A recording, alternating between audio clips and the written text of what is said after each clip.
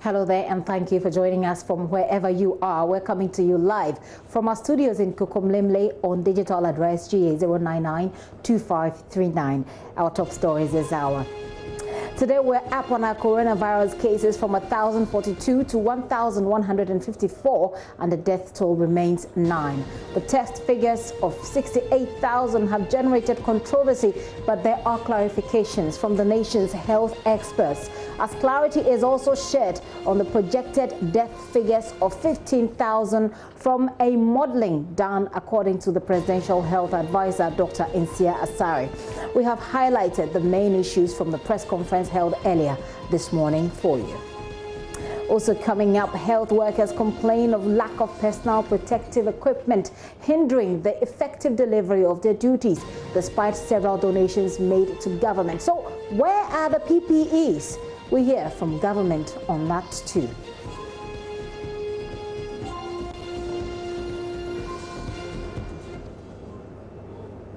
In parts of Europe, ease restriction on movement, and it appears Germany's case count is tipping down, but slowly. We'll be live in Germany as we check out the global outlook of coronavirus. Join us on DSTV 421, GoTV 144, and on YouTube, where we are streaming live. You can text us or WhatsApp us your opinions, your thoughts, your questions on 0540109009. My name is Gifty Amdo Apia. This is The Pulse. Please be my guest.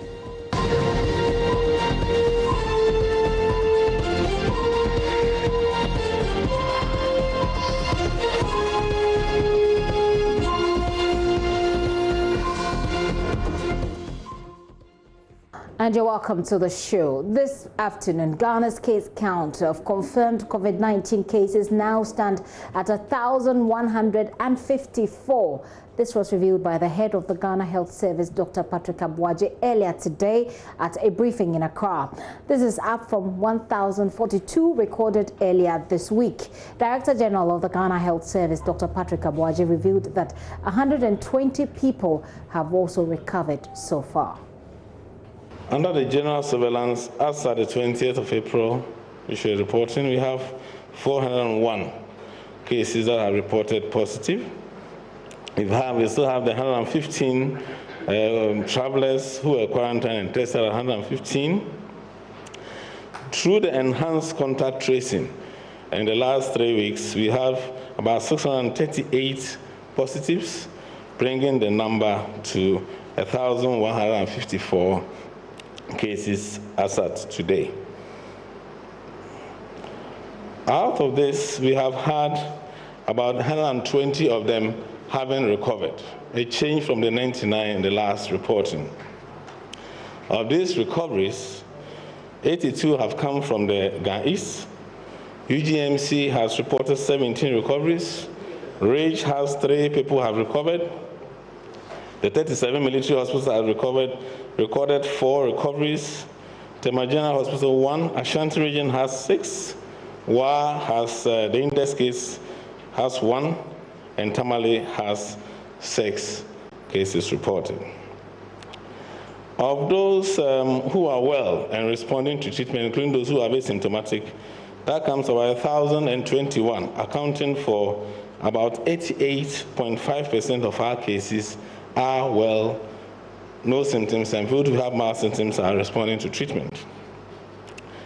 We have 4 people currently in critical or moderately severe condition. Only 1 is on ventilator, and these are in Ghana East and UGMC as we speak this morning. So, in a nutshell, this is what we can share with you. A significant number of the people are currently in isolation. So 1 person is in critical condition and is on a ventilator. Well, Presidential Advisor on Health, Dr. Nsia Asare, has also been speaking at that same press briefing. You'd recall on PM Express last night that he told Evans Mensah the government is projecting a total of about 15,000 deaths in Ghana from coronavirus. Listen. We have 30 million population here. We expect that about 10% of the population may be infected. And out of the 10% of population, so is that our projection? Yes, we have that projection. Okay. Out of the 10%. So no, I'm just yes. hoping that this is not this is what we projected. It's not hypothesis. That's what. So Ghana is projecting that 10% of the 30 million population will be infected. I'm coming.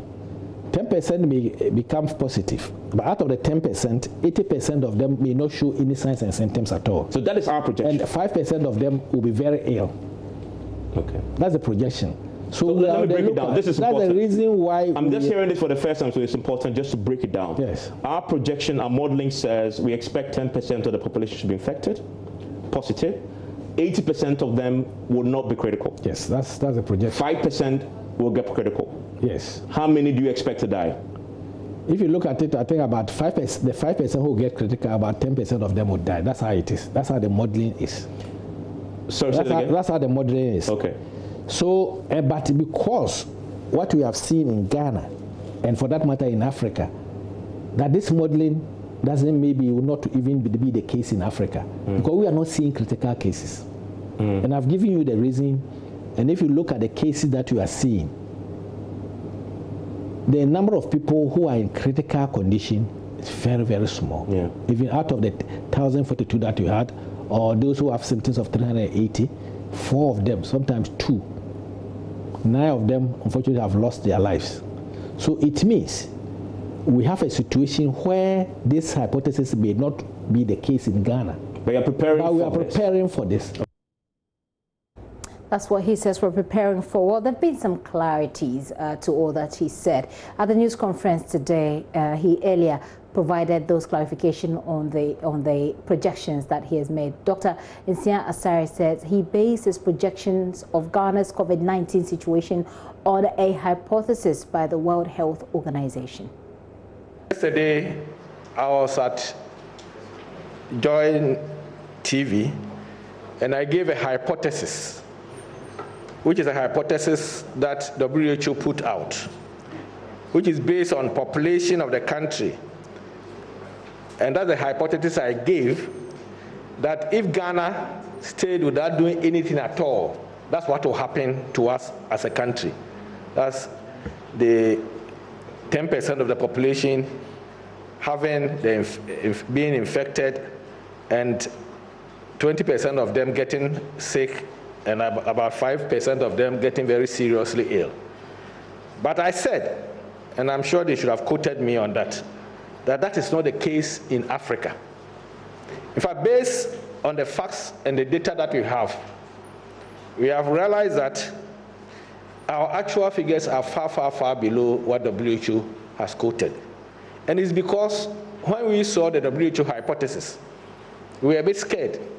So we put a lot of things in place, which the Honorable Minister have mentioned, especially the preventive etiquette, which has become a new normal in this country, social distancing, ban on social gatherings, and also ban on limitation on or restriction on coming into the country, because we realize that most of the problems that we have in this country were imported. I want to just make it very short that it's not true that Ghana will have 3 million people infected before we reach the peak. It's not true. We will never see that. Because as we speak now, as Dr. Abuaji said, the number of deaths in the country is 9. 9 deaths. If you calculate it according to the percentage of people who have been infected, it's 0.7%. Dr. Nsia Asare, with those clarifications there, he is a presidential advisor on health. Meanwhile, biologist with the Noguchi Institute for Medical Research, Professor William Ampofo, has also revealed that the testing laboratories for COVID-19 have carried out close to 30,000 samples tests since the president's last address. We know that there has been some controversy over the number of tests that Ghana has done as compared to numbers of persons tested. So the difference between the samples taken and actual tests taken. Here is Professor Ampofo with more clarifications. As you have heard, you cannot see a virus. So to test for the virus, we actually extract the inner component of the virus, and it's called ribonucleic acid. Now, how do we collect the sample, or what kind of sample do we use for the testing? Because this is a respiratory virus, we look for the virus in the respiratory pathway, okay? So we take swabs from the nose, swabs from the throat. We also take sputum, which you bring out from the throat. And then we also have another method where we introduce salt water into your nose and you blow it out, and it's called nasal lavage. So these are the 4 types of specimens or samples that we have used in Ghana to test for the coronavirus. When these samples arrive at the lab, whether it is Kumasi or Noguchi or the VSD or the Public Health Reference Lab, we go through a process to enable us to utilize the reagents or the chemicals in a very efficient manner. We simply pool the samples. What is pooling? Pooling just means that if you have 1,000 samples, you put them in pools of 10, and therefore you test at a time 100 pools. So in a short time, instead of testing only 1,000 samples, you actually test 10,000 samples. This simple arithmetic is what some people cannot do. If you want to understand how we are able to utilize our existing facilities using a method which was derived in 1945 for screening samples right from the blood bank, this is a very efficient way of proceeding. The other thing that we've done is that to ensure that we're actually not diluting the sample when we mix 10 of them together, we simply took one positive sample, which was at the limit of the detection of our system, and diluted it with 9 other samples, which were negative. Therefore, we could determine that if we pool 1, 2, 3, 4, 5, 6, 7, 8, 9, 10 together, we are still able to detect the first sample, which is at the limit of the positive detection. Again, with our partners, we have the latest kind of equipment to be able to do this direct detection. So, as we started, we realized that as the numbers grew, we were actually pooling 5 samples, and then we changed to a pooling of 10 samples. And this simple protocol was followed both by colleagues in KCCR, and of course, it's now adopted by colleagues here at PHR and VSD. So in a nutshell, you can understand that it is not impossible to have tested 68,000 samples, as His Excellency the President reported when he addressed all of us. Actually, since he addressed us, we have actually tested close to 30,000 samples, again, using the same method, because each time we do 10,000 samples is actually, a multiplication of a simple initial number.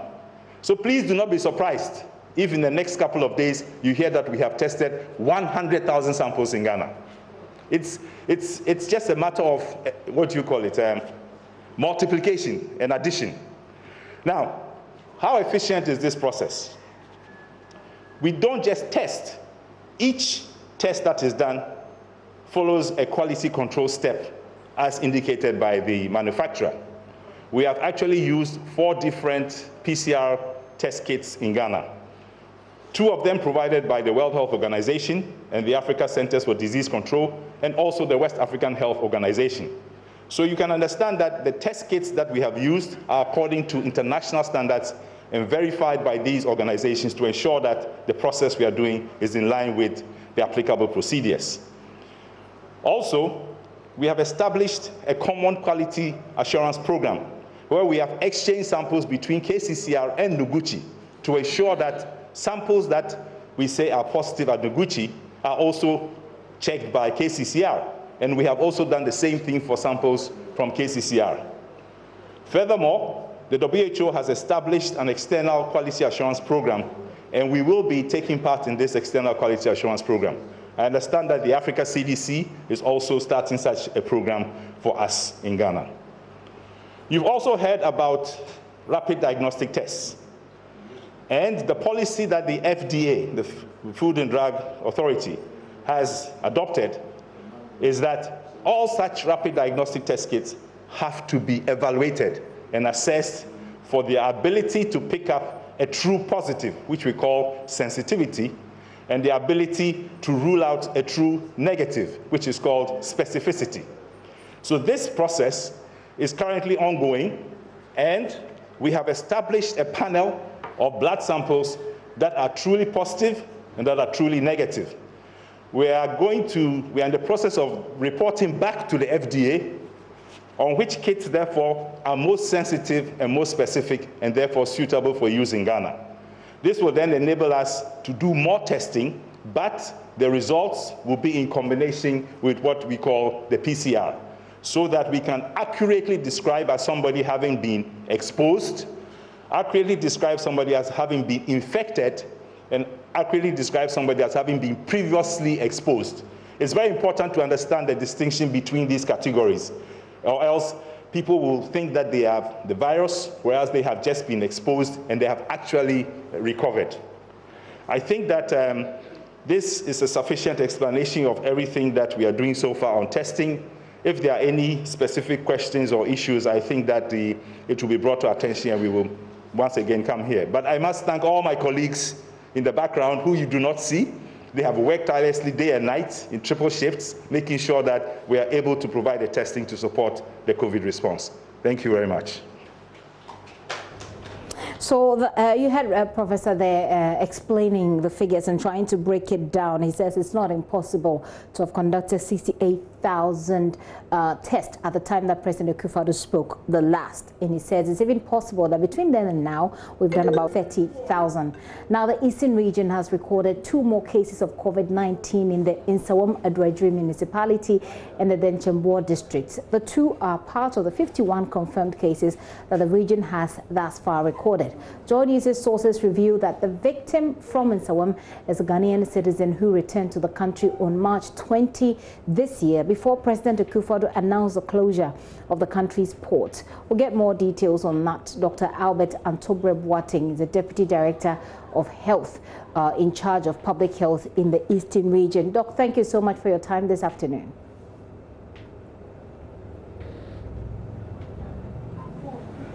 Hello, Doc. Thank you to your viewers. Right. Thank you very much. Now, first of all, it looks as if the Eastern region is becoming, the cases in the Eastern region is escalating rather quickly. Do you have a reason to account for this? Well, you realize that when it all started, it started with Greater Accra, Kumasi, and then we came on board. And our index case started with 1 person, a construction worker with the AFCON company. And he had as many as over 200 contacts. So it shouldn't be surprising. If you have 1 person get 200 contacts and we test, then you can imagine. In fact, he has, from his contacts alone, more than 40 people are positive. So that is the situation. Yesterday, because yesterday I was live in the Eastern region here on this show, getting clarification on some cases that have been recorded there. Today we're getting another case that we're having to talk about. So this is purely from the contact tracing that you're conducting, correct? Majority of the cases which have turned positive are contact of the index case. Okay. Yes. So give us more details about this new case, please. Which new case? These new cases that you've recorded, the 2. Well, the Nsawam case actually was, it's a case that the test was conducted in the Greater Accra region. Okay. He only happens to live in Eastern region. And so the data on him is actually belongs to Greater Accra. He lives in Eastern region and presented his report to us. And once he is positive, we are managing him. Yes. And how is he responding? Is this person asymptomatic? Is this person showing symptoms? He is doing well. He is doing well. You know, he's somebody. So he's showing symptoms? Yes. He is asymptomatic and obeying instructions to stay at home and all that. There is no issue about it. And yesterday also, we got a lot of text messages here, and right now I'm holding my tablet. People do send us messages from the region about how they feel. One of the concerns they've raised is that the education, the level of education in the region is not as much as expected, and so they believe a lot of people do not really understand the implications of their actions, even in these times of COVID-19. Is it only in Eastern region? Not only in Eastern region, I'm talking about Eastern region because we're talking to you, and because I ask people to directly, those who live in Eastern region, to send us messages. Eastern region, it's a national problem. So I'm asking because it's you, and we're focusing on Eastern region. Public education is not the responsibility of Ghana Health Service in that case. This is a national issue, and there are organs who are mandated under the Constitution to do that. NCC and Information Services. They should take up that mandate. Okay. And then we, at the health sector, will also know what to do. So the question I was going to ask is that it is a national crisis, but you are the experts, and you are in charge of this district. So what I was actually going to ask is what you think... No, the public education is going on, but we can do up to a certain limit under the circumstances. It is not as if it is not happening at all. It is. Yes. But it would have been better if the other organs who are mandated are also doing their part. Is funding a problem? Funding, yes. Funding is a problem. What else are the challenges you're facing as far as the public education is concerned? Well, those organs who are responsible to be helping us to be able to do that are not available, that I've said. Yes. Okay. And funding is a problem, because if you want to do this, you need to move to the communities and do it. Operational cost. Thank you very much, Dr. Albert Antobor-Boateng, for joining us this afternoon. He's the Deputy Eastern Region Director for Health there, giving us some details on 2 new cases there. He says that even though the person lives in that district, the information taken belongs to the Greater Accra region, because I believe that that's where the person's details were taken. And again, the issue about public education, remains a big problem in the Eastern region. At least that's what's coming up. It is a national issue, of course, but this is what has been coming up since we started recording cases from there. Some of you have been sending me some messages. We'll try and read them out. Let's see. This one says, we need to seriously question government's claims that we have conducted about 80,000 tests. Now it's clear that the impression that 80,000 people have been tested so far isn't factual, but I want to believe that the president took the decision to lift the partial lockdown based on what government says it's aggressive testing. Well, if you heard the professor describe what they did, he explains the process. He explains that you could have like a sample of 1,000, and out of a sample of 1,000 you could have about 100 coming out. And so when you put all of those together, it's not surprising that they've been able to do that number of conduct that number of tests. So says, good afternoon. My name is Dr. Ben, watching you live from Seshi, a Sam in the Western North. So it's so sad that we here need more donations, but we still, okay, so you hear about more donations, but we health workers, he says, within the district are still not getting PPEs to work with. And that's also a big issue that came up at the press conference. We'll try and bring you more of that press conference. There was a question about it. We're told that it will be investigated. This one is texting us from Oti region. Says, my question is simple. What is keeping the Ghana Health Service from giving us updates as in when the cases come in? Valid question there. Hopefully we'll get some answers as we go along. Well, let me remind you of our total number of cases so far. If you look on the screen, you have an idea what the number is, but I'll take you through it, don't worry. So our total confirmed cases as of now is 1,154. And we're also told that 120 people have recovered so far. Usually, sometimes when you look at the World Outlook, for example, you see a lot more people recover than those who have died. So Obviously, it is the same. The case is the same here in Ghana. 120 people have recovered, but 9 people have died. And we're also given a breakdown of those who have recovered from which parts of the country they are, and that press conference also. I'm going to take a very quick break. When we return, we'll talk to NGOs in health. They have a letter they're calling an open letter to President Akufo-Addo with some recommendations on what to do going forward.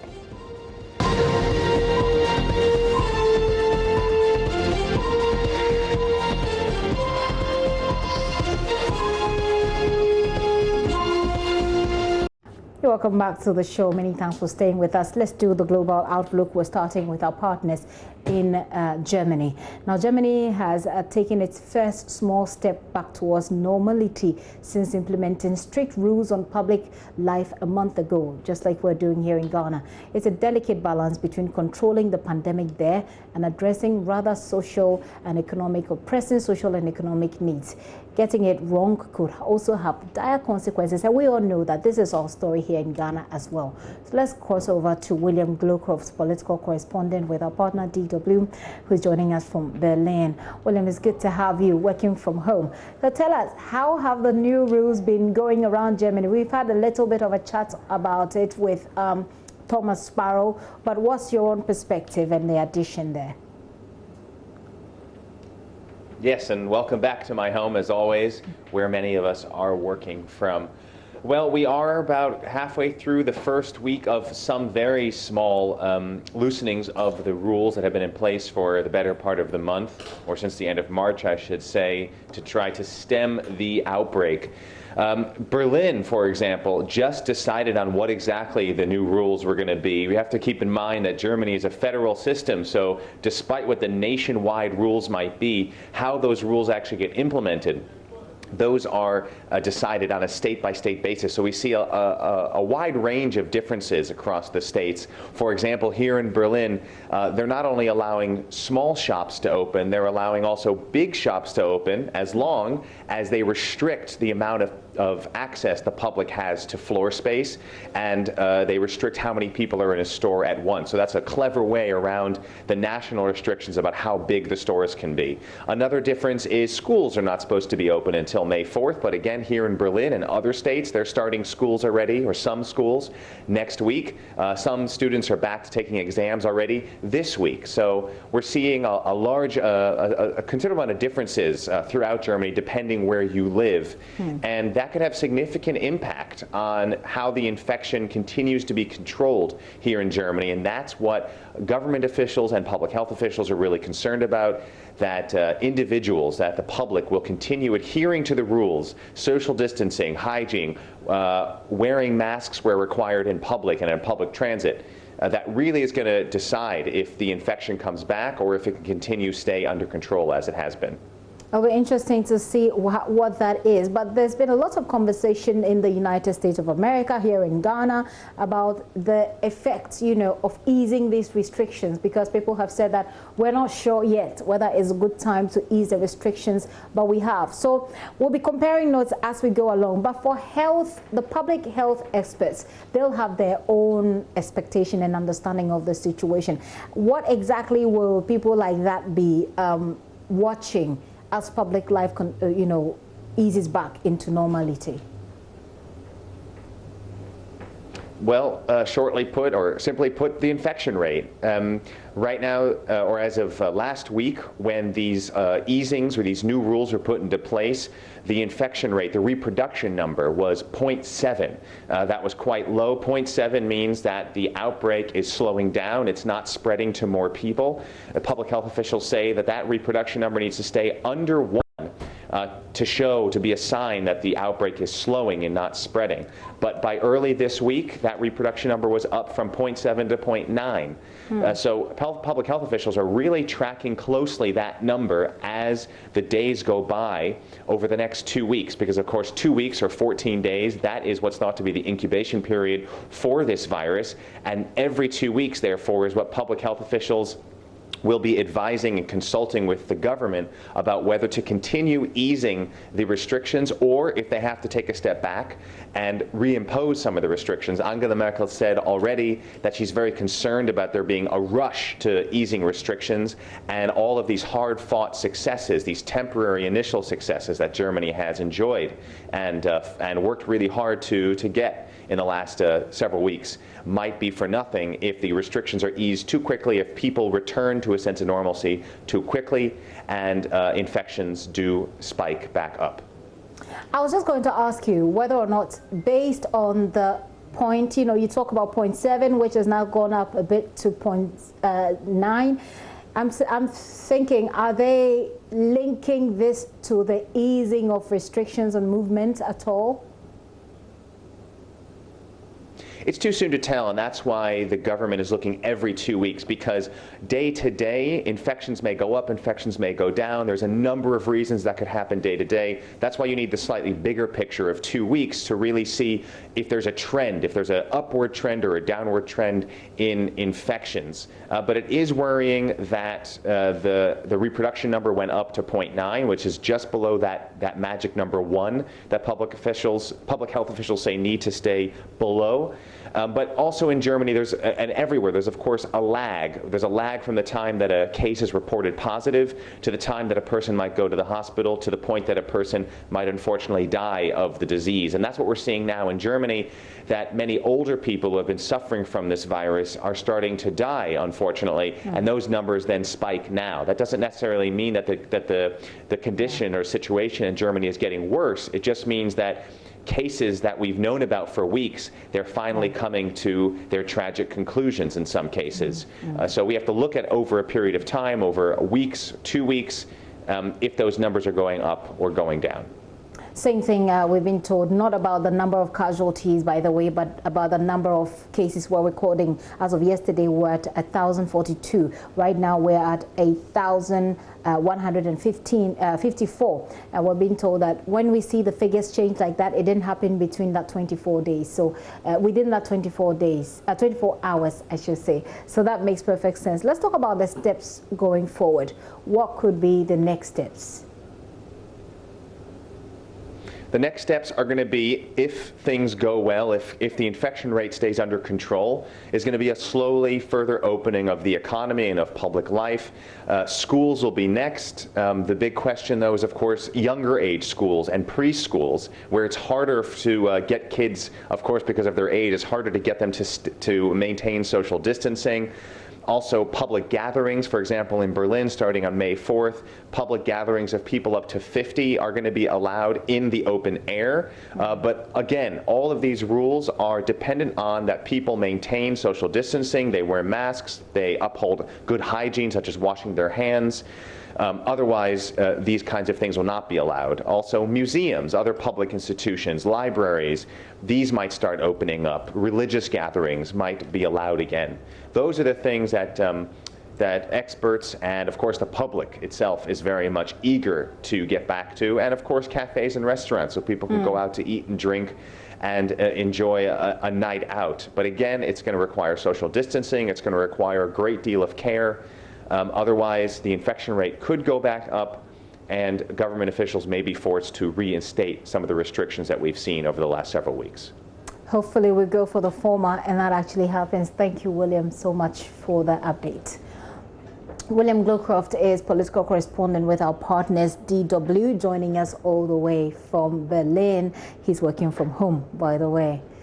Well, let's come back to Ghana and have a conversation about what's been happening so far. The NGOs in health, they've been talking. This afternoon, that coalition of NGOs have written an open letter to President Akufo-Addo on government's handling of the pandemic. Dr. Gabriel Banaku is national chairman of the group and joins us via Zoom with some analysis. Doc, thank you for your time this afternoon.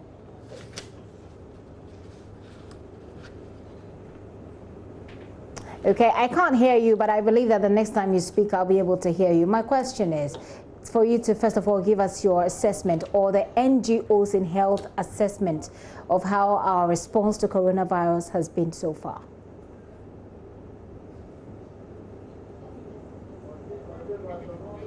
All right, let's try and fix that up. But in the meantime, I still have some of your messages here. Let's go through some of those messages and see what you're saying. If you live again in any of these areas which have recorded cases, would love to hear from you. This one says, if courtesy pulling Noguchi,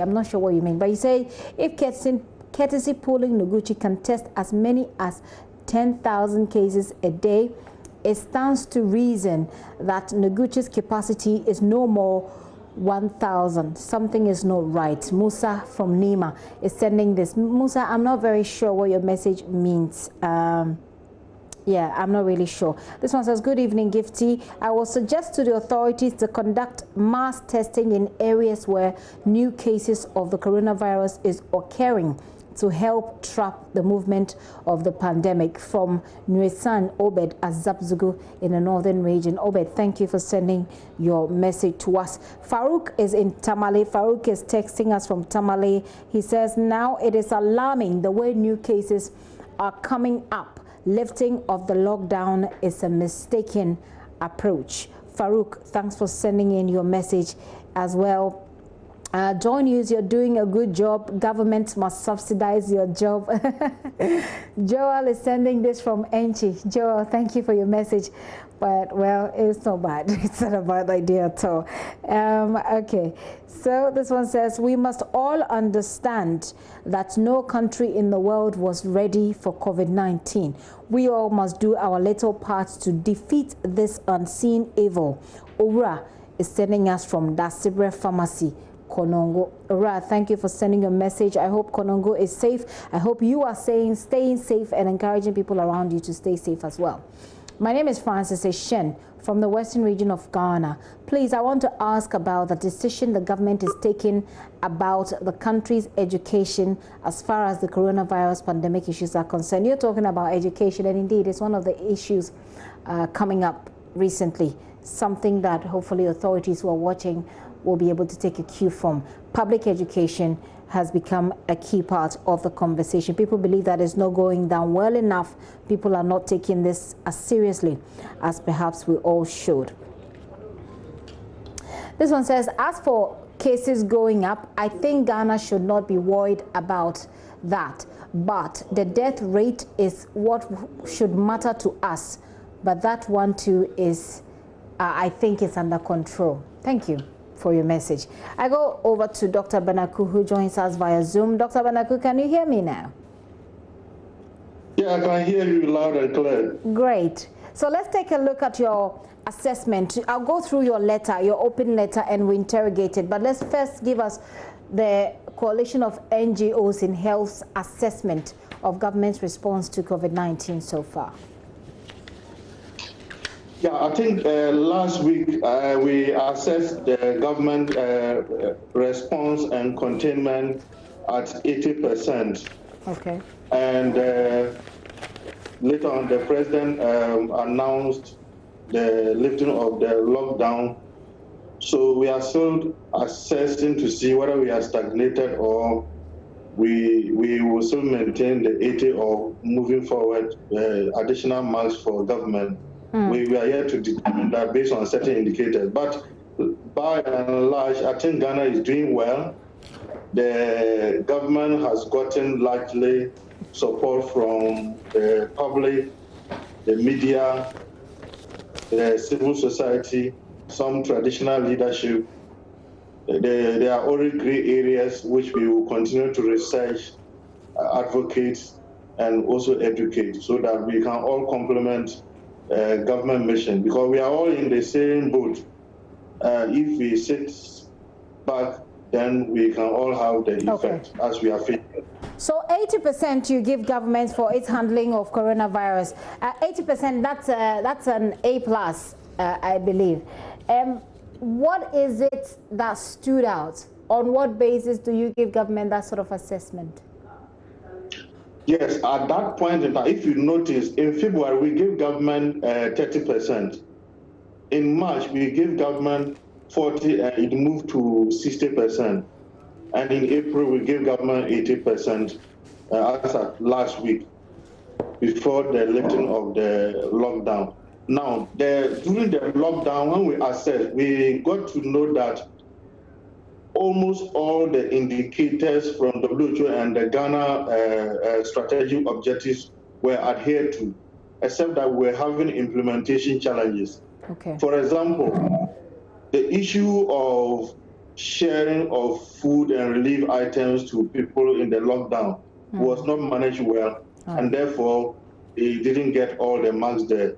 The issue of converting local, the content of education into all the different 9 languages, as at March, we had done little.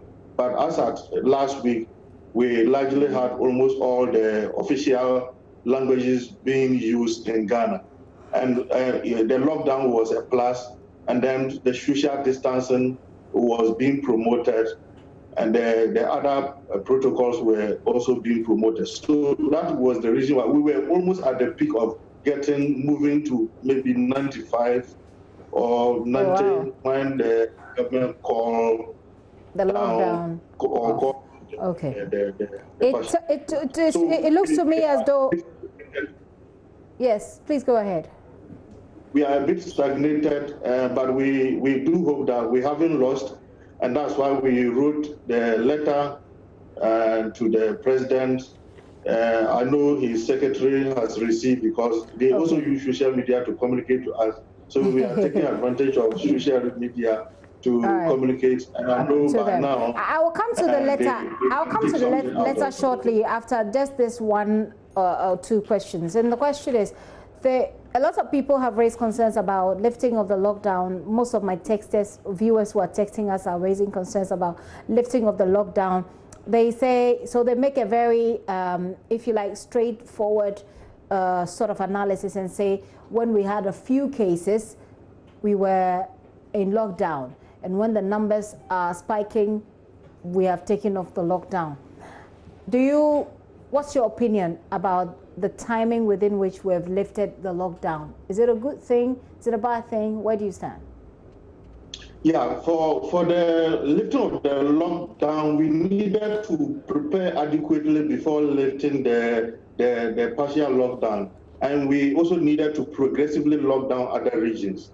But it didn't happen. And from our assessment, what government could have done is that they could have put in place systems which we call the 6-in-1 strategy, properly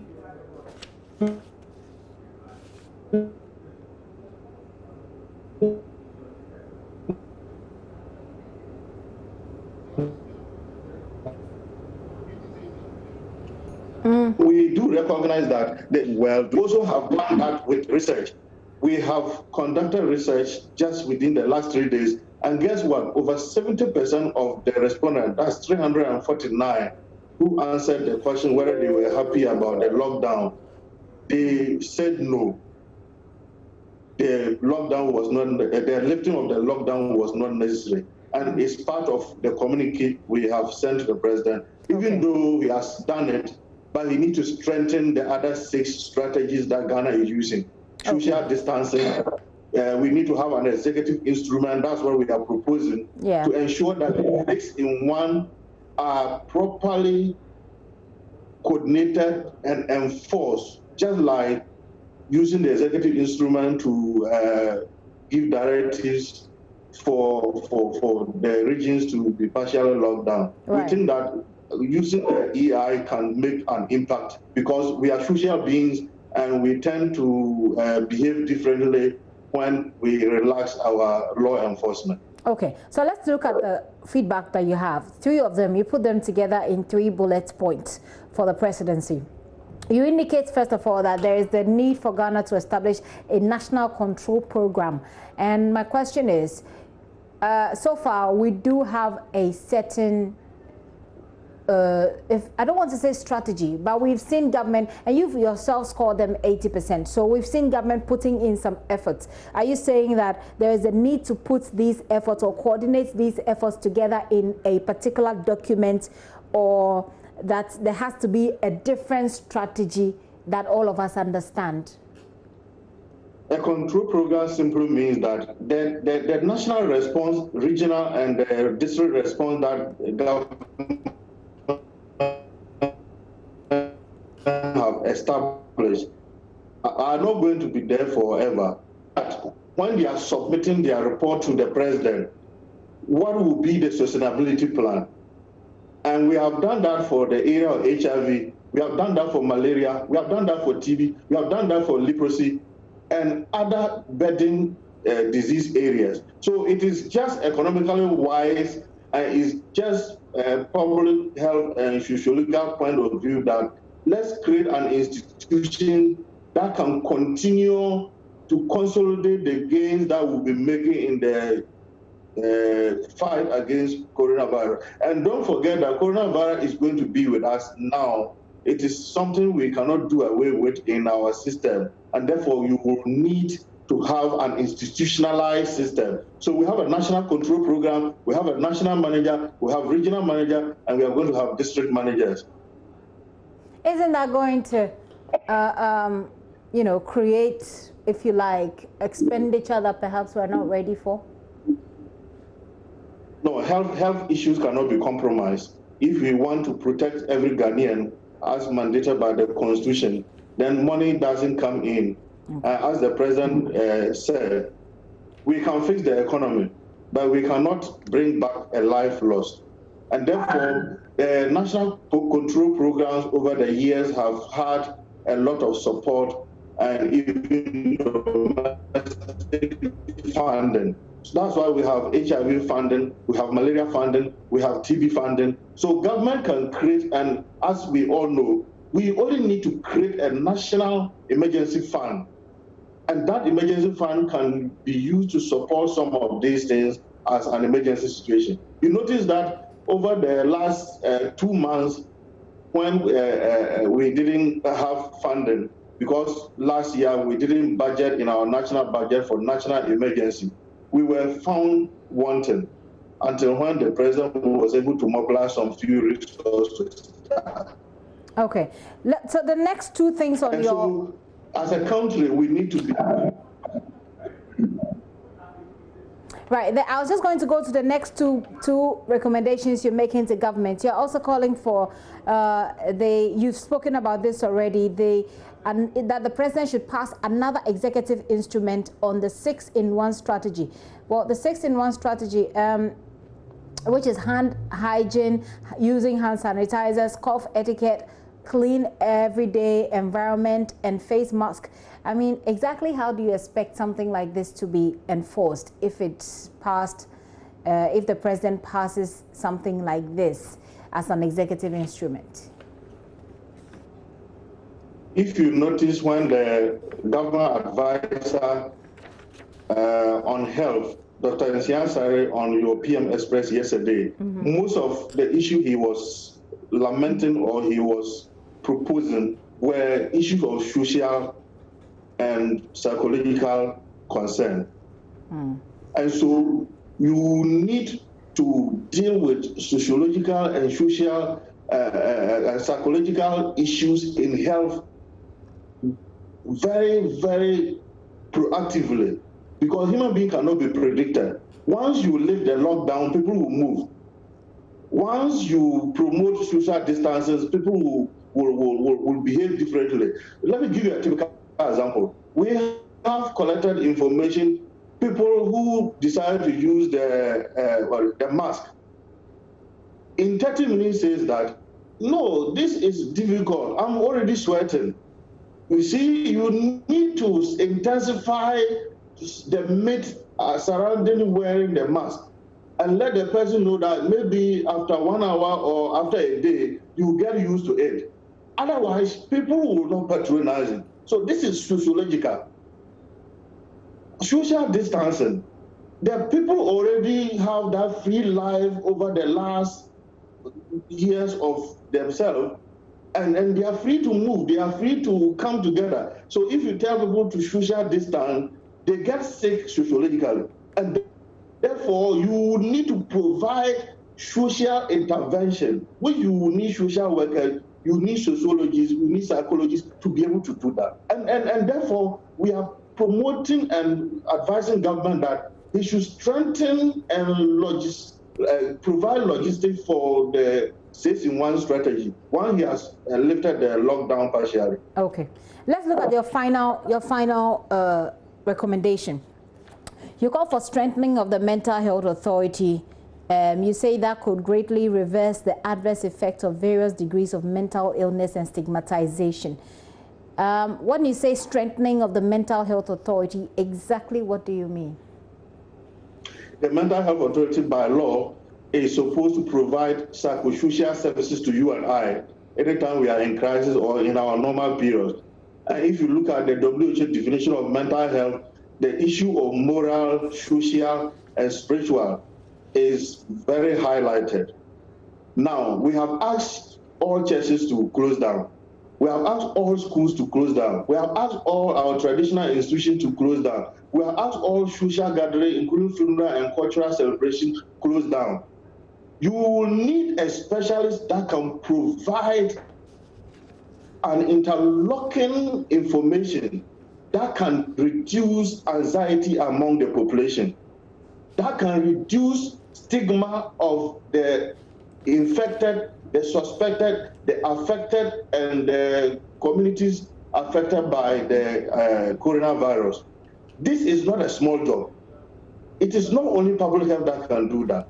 It is a comprehensive social medicine that can do that. And government have flouted the rules of not involving psychologists proactively, mental health officers proactively, social workers proactively. And that is why we are doing that. And nonetheless, our research confirms that more than 55% of Ghanaians are feeling anxious. And anxiety can lead to depression. Depression can lead to complications. So as a country, we are making this proposal to the president to look at it seriously and see how he can bring on board the mental health authority to provide their technical role. All right. Dr. Banaku, I say a very big thanks to you. I just do have a message here, and I'll wrap up our conversation with the message that came in. It's coming from Alex. Alex says, the NGOs score government 80%.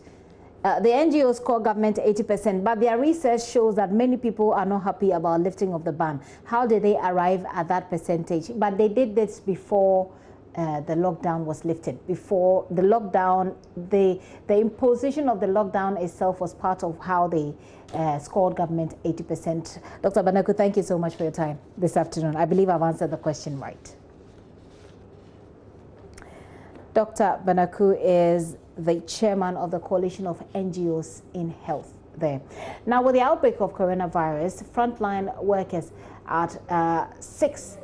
Well, we're supposed to go on a break, I believe. All right, let's do that now. We'll be right back. When we come back, I'll take you to Anglo and how the hospitals are lacking PPEs. We'll also be talking to the police service here, assessing the lockdown duties that have passed so far.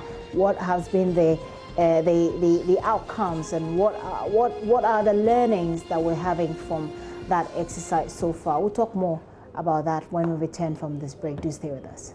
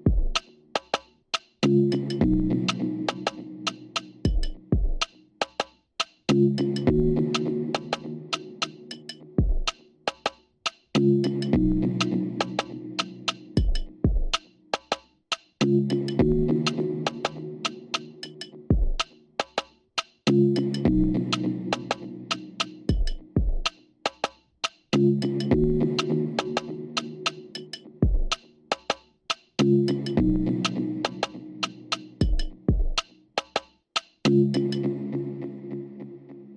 welcome back to the show. Many thanks for staying with us.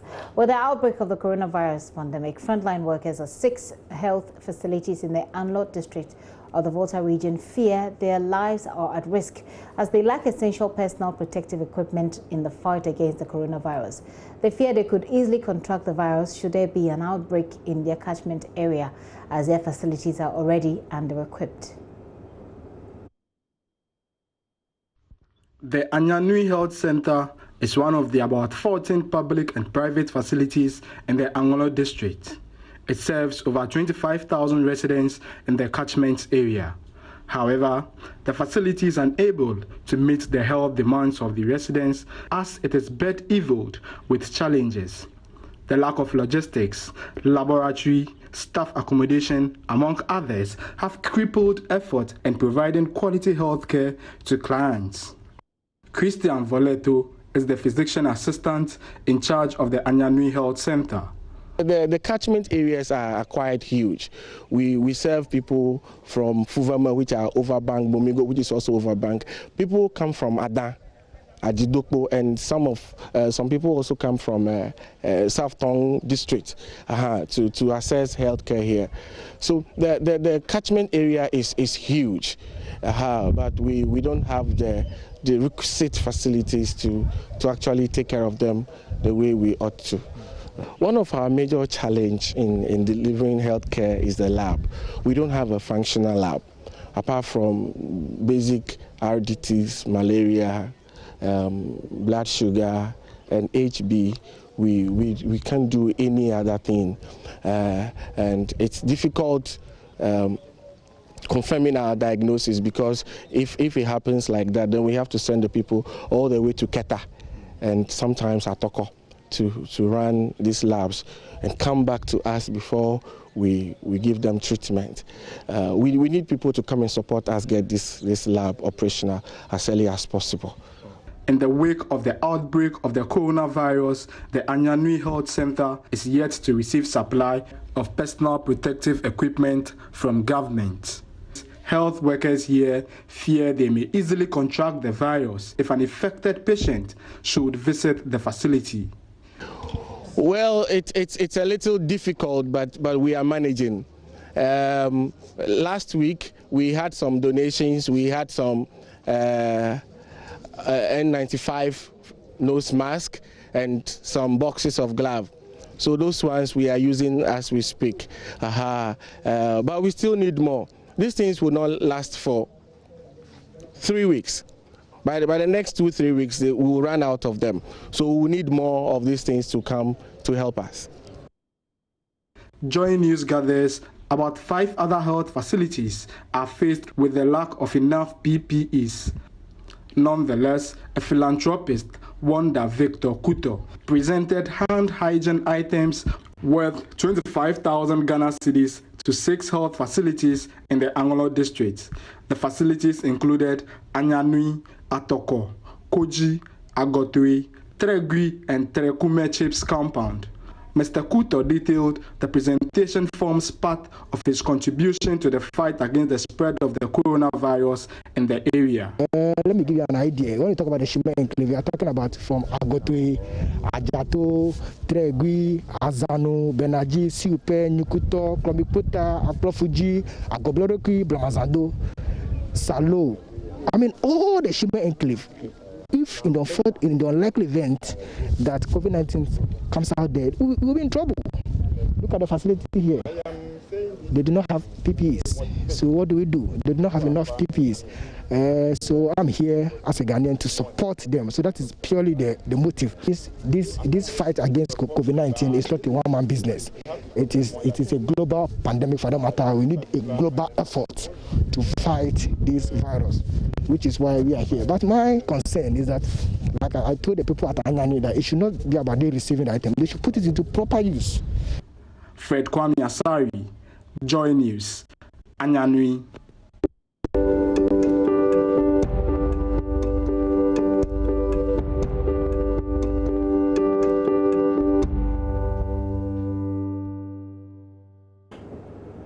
Well, the Ghana Registered Nurses and Midwives Association is also asking its members to ensure that they are well protected before they handle any suspected COVID-19 cases. According to the association, even though it's their calling to save lives, living to save more lives is much more important. The association has been sending PPEs to members in the central region to enable them protect themselves better whilst handling suspected cases. Richard Kojonyakon has more. The Ghana Registered Nurses and Midwives Association says frontline health workers in Ghana, like their colleagues around the globe, are integral to the world's response to COVID-19. In hospitals, clinics and homes across the country, these health workers take on significant personal risk and too often working without adequate equipment to ensure that people could receive the care they need. The Mother Association of the Health Workers is thus urging its members to put their best feet forward in the fight against the pandemic by bringing to bear all the expertise they have to save lives, but ensure that they themselves are protected. National Treasurer of the Association, Irene Alute-Jacobs, spoke on behalf of the President of the Association. In a worry for your Mother Association, and it has sought what to do to support us all. We plead with you that in these turbulent times, exercise patience and restraint. Please be careful when you go to the patient. Make sure you are well protected, because if you live for all of us, and you live to care for your patients, and therefore you must ensure you protect yourself first before you go to the patients. Regional Chairperson of the Association, Mercy Chawe, who received the items on behalf of the nurses and midwives, assured their national leadership their members would be given the items to help them in the fight. We hope to use it very well to help with the prevention of this serious pandemic that has befallen us. Like Oliver Twist, we will always ask for more because we still need a lot of PPEs to work with. So just as you have admonished us, we would want to make sure that we protect ourselves. So in case you get more other things to help us, we will be very much appreciative. The pandemic continues to have a mental and physical toll on the country's frontline health workers, as many complain there are inadequate personal protective equipment. Richard Kojonyakon, JoyNews, Cape Coast. So, today on Frontline again, I mean, we've heard all the other health stories, but today we want to put the focus, the spotlight on our security forces, particularly the police. Joining us via Zoom for this discussion today is Superintendent Sheila Abaye-Bokma. She's Director of Public Affairs for the Ghana Police Service. Now, Superintendent, it's good to have you. Thank you very much for your time. Good to have you too. Okay, so one of the things that we saw, I mean, especially during the lockdown period, is that we had several security forces, including the police, constantly engaging with people, and that obviously puts you at the front line. I'd like to take the police services assessment of your duties during lockdown so far. Thank you, Gipsy. So basically, ours is about enforcement. And so we're looking at it in terms of the level of compliance. And we are satisfied with the level of compliance, although we would have wished for 100% compliance. But so far, so good. A lot of people, or majority of the people, decided to stay home or decided to freeze their movement so that the actions planned by government for the containment of the COVID-19 disease would be carried on. And so we would say that the level of compliance was high, making our enforcement for the lockdown period successful. Okay, so here on Frontline, usually what we do is I will put the spotlight on the people who are doing the work. So we've done the assessment, but we focus more on the personalized story and how it felt for people who are at the front line. So do tell us, are there any special personalized stories that you can share with us? I think it was an experience for every officer who participated in this exercise. You know, we have to work around the clock 24/7.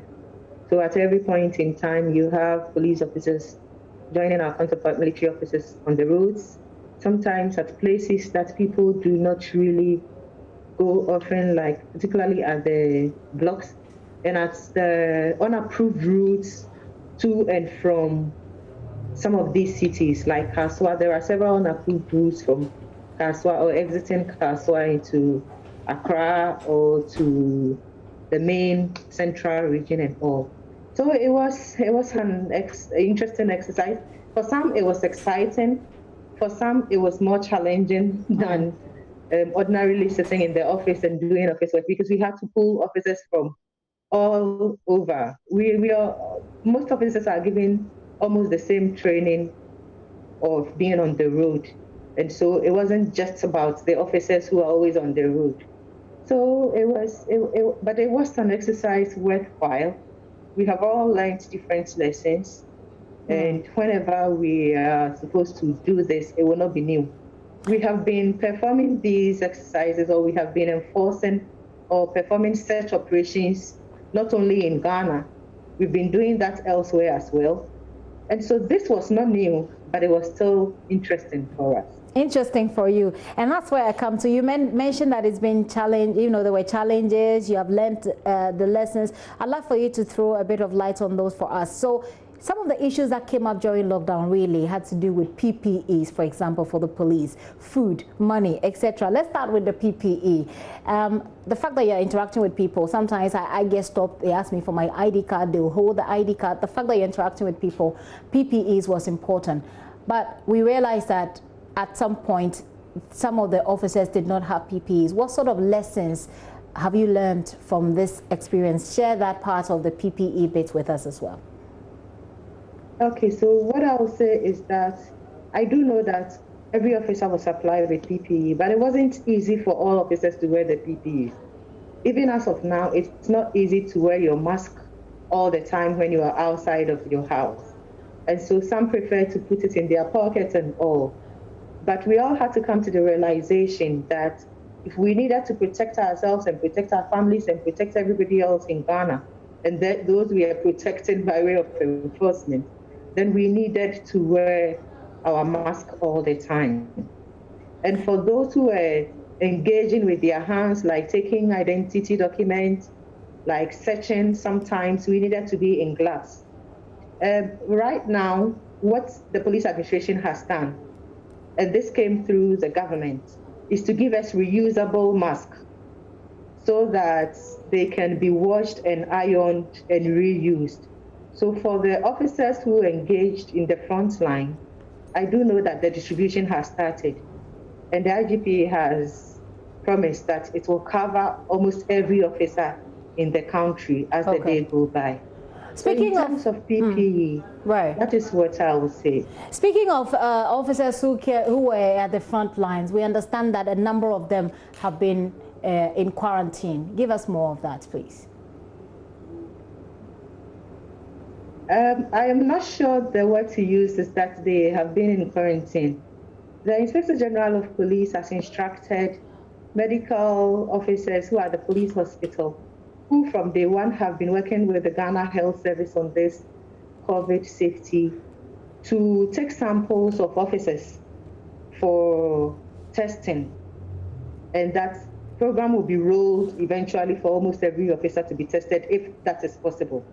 So that is what is being done. But the officers are encouraged to follow all the necessary hygiene protocols, including being in self-isolation, if possible. So we are all mandated to wear masks. And so when you go to any police facility, I expect you to see everybody in mask. Okay. We are all expected to keep washing our hands rigorously as taught. We are all encouraged to sanitize, and so there are automatic dispensing hand sanitizers around. So just a quick clarification. You indicated that courtesy of donations. You indicated that medical officers. You indicated that medical officers of the police hospital have had their samples taken. Is it only those at the police hospital, or is this a police service? What I said is that medical officers at the police hospital have been instructed to take samples of the frontline officers for testing by the required laboratories, because they work with the Ghana Health Service. And these officers, these medical officers, have been part of the coronavirus arrangements by the Ghana Health Service from day one. Sorry, I missed that. That is what I mean. Sorry, I missed that. I just needed to get that clarification. And so how many people are we looking at in this exercise? We are looking at all the officers who took part in the lockdown enforcement of restrictions on movement in Greater Accra, Greater Kumasi, Tema, and Kaswa. And that would be about 10,000 officers. Okay, 10,000 officers. And whilst their samples are being taken, are they required to be at work, or are they required to stay at home and wait for their results? Commanders have been instructed to make arrangements, all arrangements possible, including self-isolation where necessary. So do you decide to come to work, or you can stay at home? For now, officers who took part in the enforcement have even been given days off to rest. And I do know that the police hospital started taking samples, I think, yesterday. Okay. So depending on what arrangements or what peculiarity stations may have, they will come to headquarters if it means that they will need all the officers to stay home. But all officers have been mandated, in fact, it is compulsory for all of us to wear masks and to continue to follow the necessary hygienic protocols. Okay, and just to be clear, before we wrap up, this is not because anybody is showing signs or symptoms, or not because anybody, there are suspicions or anything, just because of the work done from the lockdown. We've had not at all. Nobody is showing signs. You would know that even the officers who came into contact with foreigners or people from other nationalities who came through the various borders and who were quarantined were tested, and their results came out positive. So negative or positive? Any officer is showing signs, but as a precautionary measure. Hold on, you just said that the result tested positive. I just want to be sure. Were you trying to say negative or positive? Negative. Right. Their results came out negative. Okay, because you said positive, I had to be sure. Okay. All right, thank you.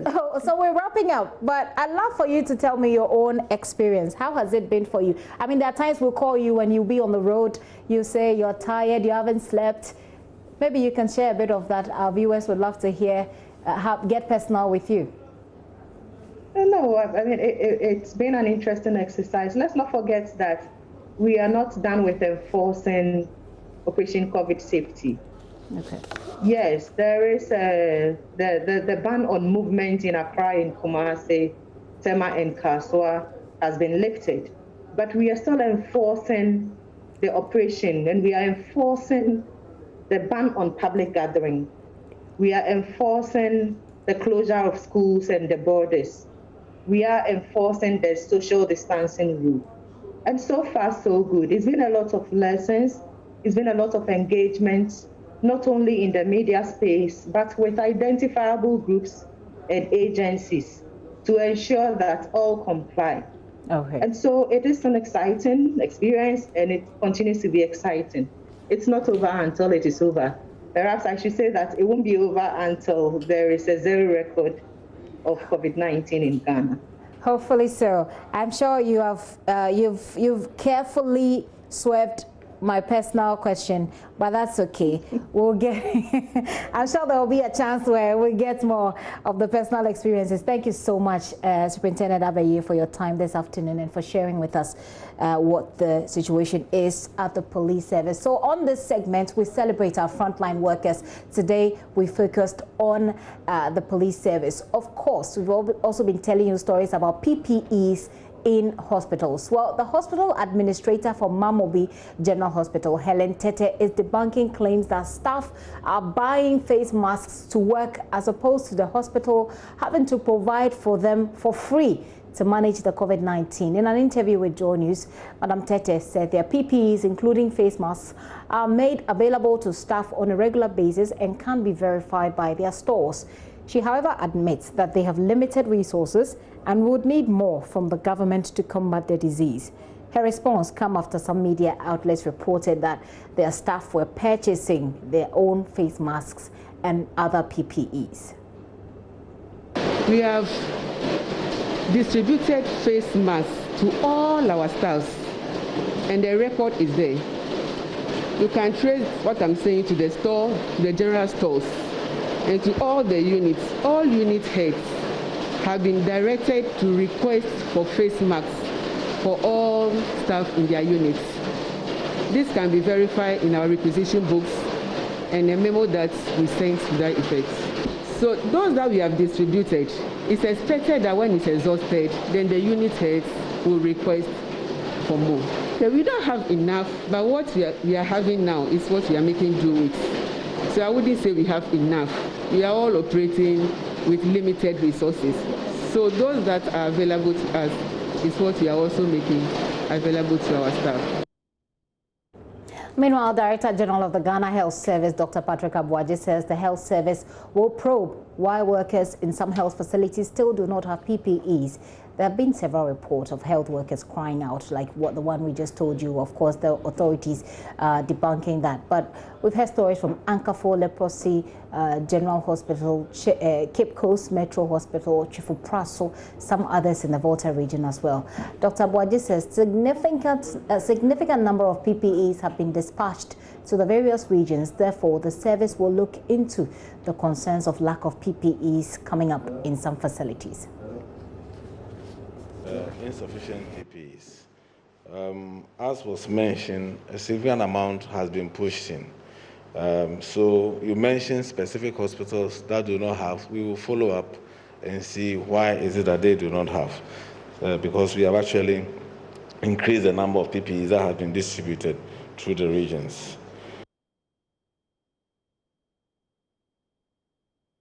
That's Dr. Abuaji there with what's going to happen. We'll be here to follow up on what comes of that investigation. This has been Frontline here on The Pulse.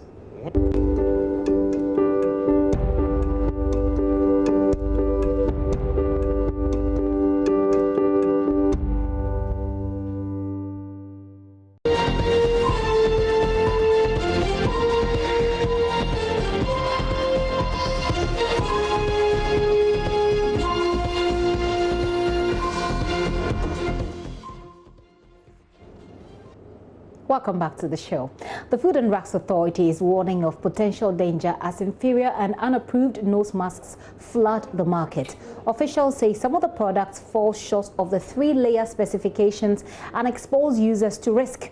Head of FDA in Ashanti region, Nora Naki Telabi's warning comes as the Regional Coordinating Council served notice of enforcing mandatory nose mask wearing beginning today in the Ashanti region.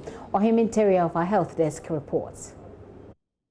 Virologist at the Kumasi Center for Collaborative Research, Dr. Michael Owusu, called for mandatory wearing of nose masks after the partial lockdown was lifted. I expect nose masks to be mandatory, that everywhere anybody goes, before you go to a trotro, a public transport, every gathering you go, the first thing is that you must be in a nose mask, and the police must ensure that whoever goes out has a nose mask. Ashanti Regional Minister Simon Osei-Mensah responded by announcing residents of Kumasi would be compelled to wear nose masks. Everybody should be able to acquire the face mask today and tomorrow. If we see you maybe without face mask and you are in public, we can return you to go back home until you get the face mask on. The streets of Kumasi have since been flooded with all sorts of nose masks, both foreign and locally made. Yakofano 1 cedi, near the AJ 2 cedis. Tiama Yetiminia Bikra 80 pesos. Now Yadi AJ 2 cedis. The FDA, however, cautions hundreds of products being sold to the unsuspecting public are unapproved. We sampled quite a number of nose masks, and as you can see here, most of the nose masks are just one layer of fabric. Some of this, for instance, looks like polyester, which would not be able to filter anything. Some of them have cotton, which is good, but they are only one layer. This one I have here is 2 layers, and so they don't meet the guideline for making masks that the FDA has brought out. So we would like to educate the public on the guidelines that we have brought out to enable them produce nose masks that can protect the public and all of us. Nora Nakite Labi is the Ashanti Regional Head.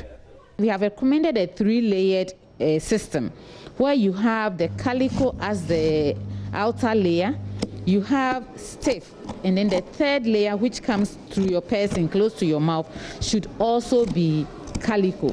Otherwise, the second option also is 3 fabrics, that is calico, calico, calico. If you sew it together, it's able to filter this virus out, and also it is reusable. You can use your cotton fabric for the outer layer. Make sure that the middle layer is either the stiff or calico, and then the inner layer, which comes in front of your nose and your mouth, should be calico. It should be something that hasn't got chemicals inside.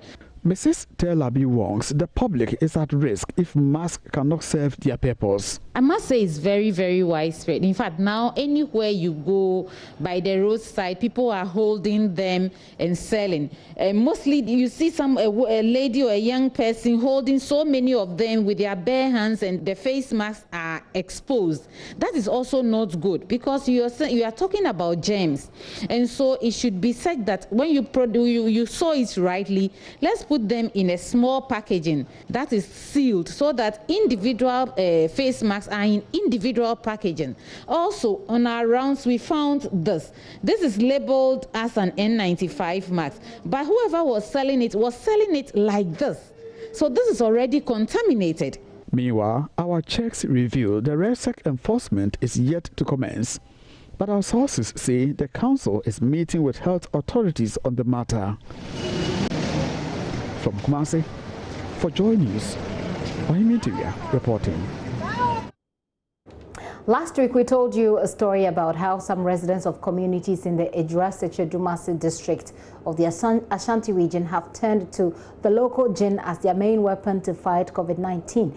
The story has compelled teachers, nurses, and other individuals in the community to turn back on an outreach to educate the residents about that misconception. Mahmoud Mohamed Nuruddin reports the volunteers ride motorbikes over long distances just to reach out to the rural folk.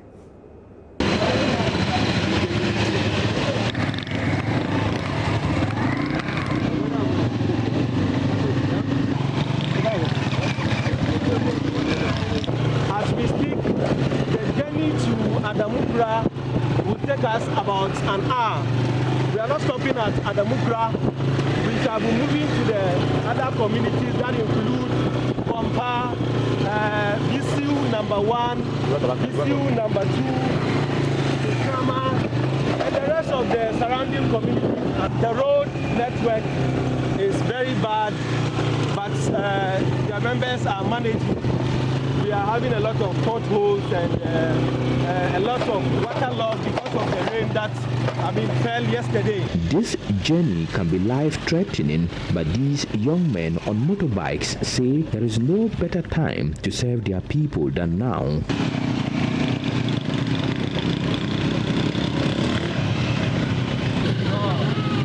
Exactly 10:30 a.m. here at Bompa, a predominantly farming community. Here are excerpts of our earlier report on the people's perception about COVID-19. Some desperate residents of Bompa and Bapaso in the Ejura-Setredumase municipality have resorted to drinking local gin, popularly known as Akweteshi, to avoid contracting COVID-19. JoyNews' Mahmoud Mohamed Nuruddin reports the residents are so convinced about the theory and that it will take some strong advocacy to reorient them. At least. If I have 3 Ghana cedis, I can buy alcohol, keep it so that I can drink and use some to wash my hands. I have heard that if you drink the alcohol, you cannot be infected with COVID-19, and even if it does, it won't be severe.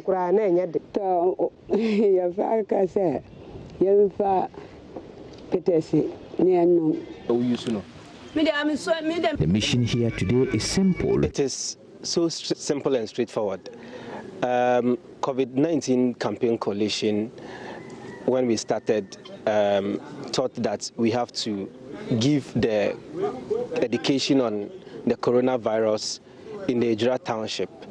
But along the way, came to the realization that we have our brothers and sisters in the smaller community, and that not all of them have the capacity to buy phones, the smartphones, for example. Not all of them have the televisions. Not all of them have access to the radio programs that goes on. We have concerning of Mimpasem and the lecturer in Ejura. We have the Ejura Artist Society. They are made of guys in the entertainment industry. We also have the Red Cross Society, and we are doing it in collaboration with the Municipal Health Directorate and also the Municipal Assembly. Members of the coalition for COVID-19 are determined to achieve one thing. We have visited more than 40 community villages in the suburb of Ejura, so Dumasi and Yinasu. And just today we are at Babaso, a village in Ejura. We are coming from Bisu number 1, Bisu number 2, Damukura, and other villages, surrounding villages. So basically, this is so far the progress we have chalked. Whenever we go to the communities, we have a lot of people that have a lot of myth, especially with regards to the use of apeteshi in preventing oneself from coronavirus. So I am so enthused today and forever for being part of COVID-19 Campaign Coalition, since we are able to clarify a lot of myth. Earlier message was that we should drink alcohol and wash our hands with it. But when the gentleman from the COVID-19 campaign team visited, he told us to rather wash our hands properly with soap and running water. We heard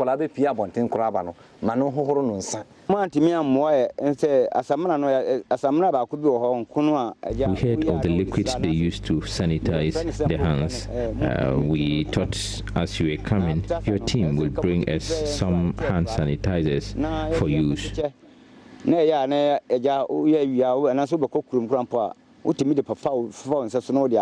They would go the extra mile to cover most of the remote communities. Such initiatives never are accomplished without challenges which they say are apparent. We really are going down to the villages, and we would like to get support from all well-wishers who would like to support us with either pickup so that it can facilitate our movement into the villages.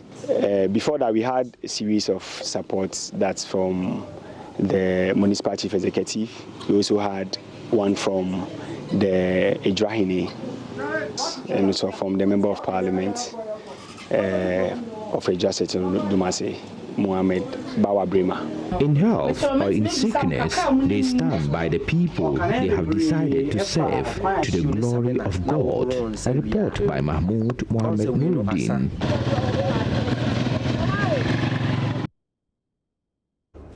And of course, when I'm wearing a mask, you know I have company, right?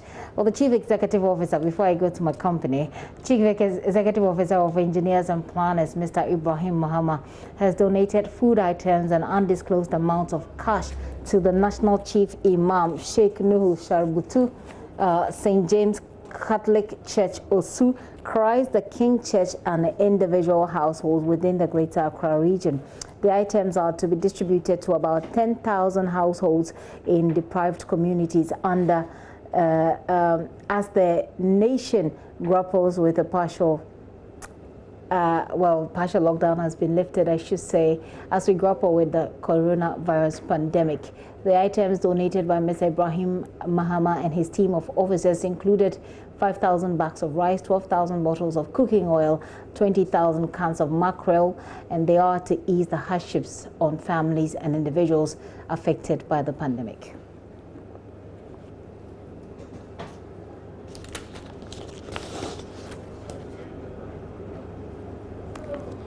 So life is not the same, obviously, with coronavirus. Everything, including how we work, what we eat.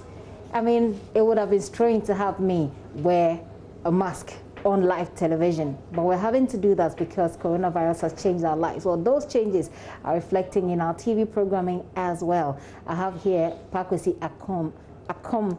He is channel manager for our sister station, Joy Prime. They are into entertainment. They produce compelling entertainment content for you, but they are having to make some adjustment to the programming thanks to COVID-19. Pakwesi will tell us more about that adjustment. Pakwesi, you're welcome to the show. Thank you. I feel like my voice is distorted in the mask. Yeah. But we can't help it. That's the feeling. That's because I have you in the studio. Okay, so tell us, what are the changes that Joy Prime is adding to the programming? Okay, so basically in television, when you have audiences, you would want them to stay. And you would have to try as much as possible to give them information. With this COVID-19 that has made a lot of countries lock down, as you rightly said, it's affected some of the programs that we have requested for. Okay. You know, international partners. International partners, yes, with our international partners, and specifically India. And so some of the telenovelas that under normal circumstance we get every week or every month, based on the fact that we have contracted them to do the English dub for us. Because of the lockdown, it's not happening. Okay. And it's just fair that we quickly inform our viewers so that they will know that this is the situation. Okay. So what are you doing with those particular programs then? Okay, so we have Sambaji, which shows at 6 p.m. is one of the most watched on the channel. And because of this, we will have to go on a break. Okay. And this will be replaced by Rangrasia. Rangrasia happens to be a costume Indian telenovela as well. And what we're seeking out to do is to make sure that our audiences enjoy a very nice experience, just like Sambaji.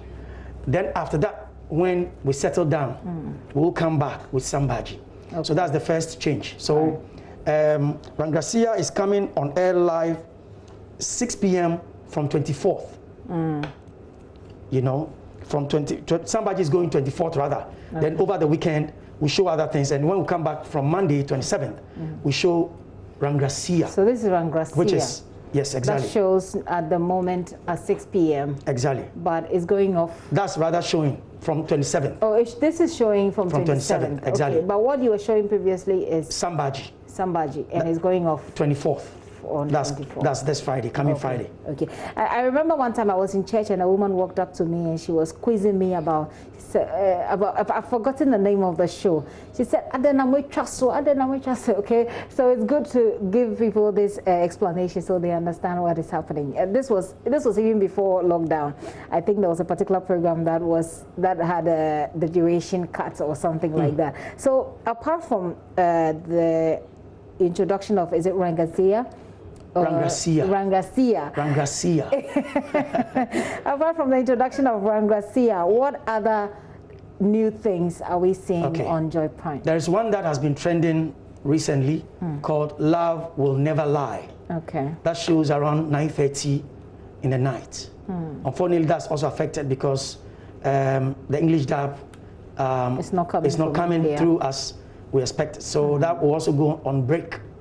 And when that goes on break, we'll come with another program which is very interesting, but this time not from India. And that is called Imposter. And that will be from on the 4th. Okay. So the Love Will Never Lie will go off on the 1st of May, and then after the weekend on the 4th of May, we will have Imposter. All right. We'll have Imposter. Okay. Now, one that is also ending That one is ending. Brave and Beautiful, that is ending on the 7th. Okay. That one is ending. It's the 8 p.m. belt. And we are replacing that with a program called Fearless Heart. Okay. That's another big, one that we've shown before some time back. But people really wanted it back. Unfortunately, we couldn't run. So this is the time to give them that wonderful, Okay. Yeah. All right. And then we also know that you're doing something with Stonebwoy. Tell us a bit more about that. Yeah. Tomorrow we are actually, for the first time in the history of Ghana, okay, we are bringing to your screens album listening. Okay. Normally album listening, it's more of audio. So we call experts in the industry, they sit around a table, have some drinks, sometimes around pubs or depending on where, and they listen to the songs on the album, they pass their comments, their judgments and all that. So that's what's going to happen tomorrow. This is what is going to happen tomorrow. With Stonebwoy. With Stonebwoy. This time, it's visual. Okay, wow. Do you understand me? It's never happened before. It's a big thing. This is one thing that you can't afford to miss. And it's 4 p.m. tomorrow 4 p.m. on Joy Prime and Hits FM. Okay. And then we also stream live on Facebook. Okay. So tomorrow at 4 p.m., you want your dial to be on Joy Prime, but maybe we can take excerpts on this from this show as well, on this show, because we're here tomorrow by 4 p.m. We'll be here. Or maybe we can cross over to you live. Obviously. Or something like that. You have to. You can't afford that will to be miss exciting. And so it's what? Album listening. Album listening. With Stonebwoy tomorrow. It's called the Anglo-Gan Junction. Anglo-Gan Junction. Okay, right. Interesting. Yeah. It's happening on tomorrow at 4 p.m. on Joy Prime and on Hits FM as well. Live. Someone just texted me and said to bring back Chronicles. But yeah, I'm sure it was something that we'll talk about later. Exactly. We'll think about it. All right, Pakwesi, thank you so much for coming through. This is The Pulse, but tomorrow you want to make a date with Stonebwoy here on Joy Prime as well, and also on Hits FM. Pakwesi, thank you for coming. Pakwesi Akom is channel manager with Joy Prime. My name is Gifty Ando Apia. There's more news at myjoyonline.com. If you do log on, many thanks for your time.